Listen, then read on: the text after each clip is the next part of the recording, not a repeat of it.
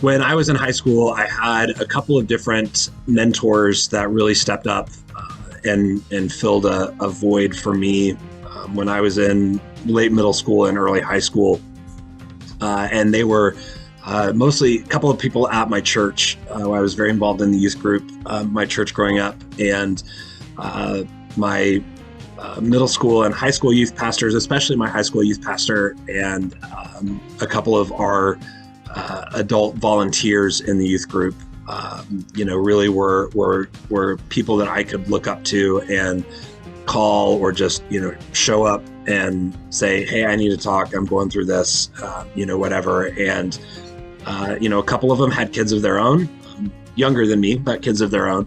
but still, were not hesitant one bit to take any amount of time out of their schedule to answer a phone call. This was in the days before really email, and certainly before text messages, but were willing to take a phone call or go grab some ice cream or a Coke with me or something, and just listen to what I was going through, and really saw a lot of the potential in me that I didn't see in myself, and challenged me with opportunities to lean into that, saying, hey, why don't you come and, help co-lead this middle school small group as a high school student, and, offer your perspective as an older person to these younger students. And, that really awakened a passion in me that I didn't necessarily know that I had. And it was just, something that somebody saw in me and took the time to call it out and create the opportunities for me to do that.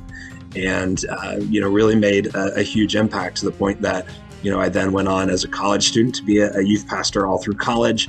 and then got recruited out to California for a youth pastor position out there,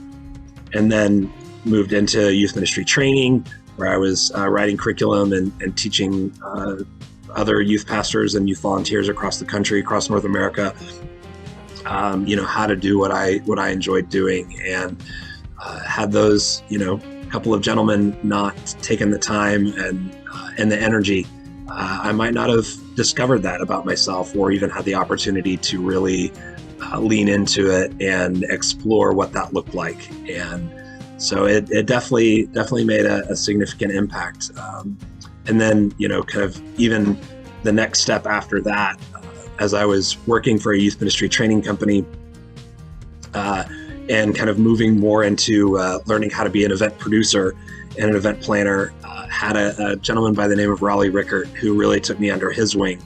and, kind of saw in me a lot of himself, somebody who had a lot of skills and abilities, and,